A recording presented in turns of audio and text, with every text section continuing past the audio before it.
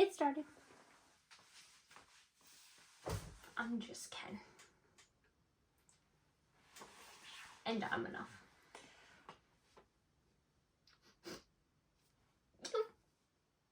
Welcome to Pete and Hannah's review show, What's Next? The show where we help you figure out what to watch next.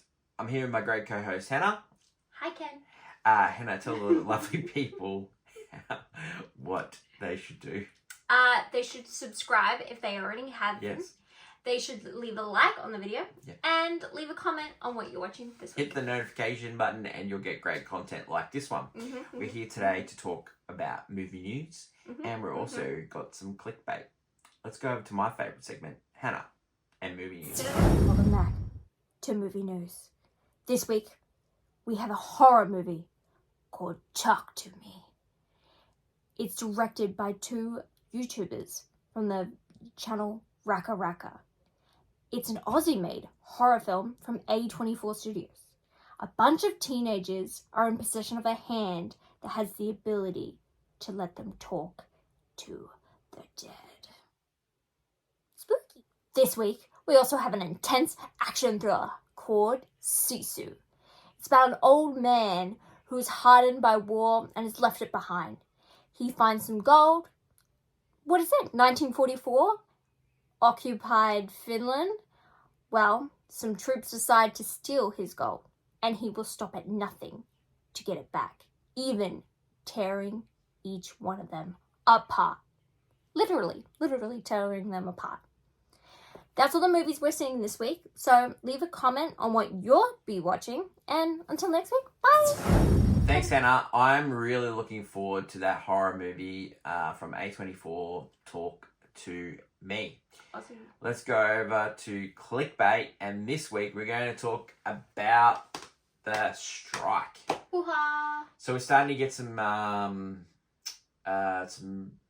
bad news that movies are being pulled from schedule. Challenges. Looks like June Part 2. There's talk about Aquaman. So we're not sure what movies we're getting. What are your thoughts? I think, first of all, we're not involved in too much involved in it. Like, I only know accounts from what I've seen online. Like, I'm not really in depth with the whole situation. Yeah, we back creative people though. I know. So it's very hard. It seems to be, even though we had a writer strike only like was it 2008? The last one. Yeah. Right.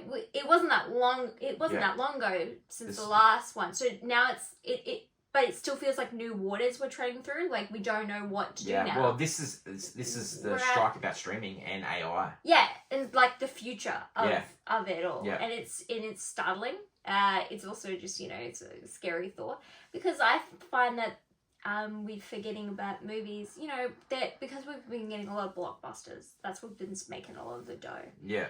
That it's the reason movies are so beloved is that they're art. They're from a person. Yeah. And we like to judge it based on that person or based on the people that worked on it, rather than so much that, it hits all the right points, that's why it's good. I don't need a checklist. I would rather a movie. I really think that people cannot lose sight of what we had this weekend. We had the fourth biggest opening in the history of movies. Yeah. And it was 2 original movies. It was... Well, based off ideas, but like it's 2 visions by 2 artists that are at the peak of their powers. Nolan is. Greta's getting there, but she's going to be one of the directors of her generation. Yeah. And what they do is they gave 2 people the keys to the kingdom, and they made 2 great movies. Yeah. That's the job of a studio. The job of a studio is to pick great people, give them the right money, and let them do it. That's what. So recently, because it's been the 100th anniversary of Warner Brothers, they've been having these documentary series on it, and they talked about how from the 70s and 80s and 90s, because of the person in charge, they literally would just pick their people, give them whatever they wanted, and them to make and movies. that's where movies go wrong. If you don't pick the right person to make the right movie, like that movie that Christopher Nolan put together for Oppenheimer, that is not a movie that everyone can make. Yeah, no. Like, you have to have a certain skill set, and this is where like Marvel and DC have gotten into trouble. They've given someone movies who that's not up to the task. Like, they're great filmmakers and they're great at what they're making. Yeah. But you need to upskill. You know, Nolan didn't just go from making a black and white crime movie from Following to Batman Begins. No. He added layers with Memento. He added layers with Insomnia. And then he did Batman Begins. And then that helped him become a better filmmaker. And then he went to Prestige, and he went back to Dark Knight, and then he went to Inception. And then Inception made him help do Dark Knight Rises. Yeah. I don't think you would have got a great Dark Knight Rises if you didn't have Inception. Yeah. It made him better. And that's what Greta's doing really now with, like, she's gone from Lady Bird to Little Women to Barbie, and now she's in the studio system, and now she's going to work for Netflix. Like, she's upskilling all the time. And that's the key for these directors. And, you know, like, not everyone's like makes a perfect first movie like you know Quentin Tarantino did with Reservoir Dogs. Like, no one's, you know, you don't like, knock it out of the park the first yeah, time. like, it's not everyone knocks it out of the park. You've got to upskill yourself, you know. Yeah. And those directors in the 70s that were given all the things, like, yeah, they had to fight for all their stuff, and like Robert Evans fought with Francis Ford Coppola, but they produced Godfather. Yeah. You know, like one of the best movies of all time, and it's because you were giving someone that, you know, that was writing the script, he was directing, he had a vision, and that's what studios have got to do. Yeah. And I think that studios should, you know, pay these people the right amount of money. And like, these studios are making billions of dollars. Yeah, like, and it's not getting down. It's not getting down. And I know, like, this whole, like, it's come down to the fact that, you know, it's not just the, you know, people think, oh, the big stars are not working. They're doing it in solidarity for the little stars. The stars, because those little stars, Yeah. sometimes they become the big stars. And 100%. So, you know, if we don't give them an opportunity or a chance to succeed. Well, they've a lot of little people have lost a lot of jobs because TV used to be big, where you used to have 22 episodes, and a lot of people got work through those 22 episodes of shows. The residuals of all those shows. Yeah, and now, because streaming, you don't get that money as much as you used to. Yeah, well, like, look at like Gilmore Girls is one of the biggest streaming shows on Netflix, and those actors are not seeing that money filter down to them. Nope. James Gunn's brother, who was on the Gilmore Girls, he's not seeing any of those, you know. And like, look, I read an article from Mandy Moore, who was on a hit TV show in America, and she hasn't seen barely any residuals. Like, she was the main star. Yeah, and these studios just like, we're not saying that you can't make money, because you have to make money, because these people have to filter money into the movies that are hits and the movies that are duds. Like, there's a lot of money that goes out. But if a movie makes a bank, you know, look back in 1989, right? Jack Nicholson got paid one of the highest pays ever for an actor, because he took a percentage of the revenue. He got paid a little bit. He got percentage of revenue and percentage of merchandise. Yeah. He got paid $90 million in 1989. He also had a sweetheart deal where he was getting paid for other movies that he wasn't even in. Classic Nicholson. He is so good. He was ahead of his time, that guy. So, like, all we're just trying to say is we want movies to continue. We've been through a really tough period of, like, no one going to see many movies, and now we've just got these two great movies and they're taking it away, you know? And we had so many great movies coming up. Challenges, we'll pump for that. June Part 2, we'll pump for that. It needs to change. Yeah. Because we want to have more great movies. 100%. And you only get that from, like, everyone working together. That's off our soapbox today. That was our clickbait.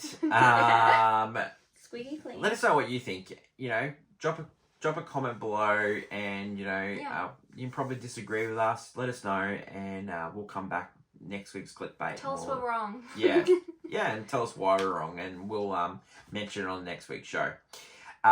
What's next for us? Well, we are going to watch Sisu. And Talk to Me. And Talk to Me. Which is an Aussie horror film, isn't it? Aussie horror film, yeah. Interesting. Yeah, A24. Interesting story behind that movie, and we'll give that when we talk about it next week. Anything else to add on our great show here? Let's all talk over a big bowl of strawberry ice cream. Thanks everyone for watching. I really appreciate all the support that everyone's given the channel. Some great stuff coming up in the future. Like, follow, subscribe, and you get great content like this. Until next week, when we try to figure out what to watch next, it's bye for now. Bye. Bye.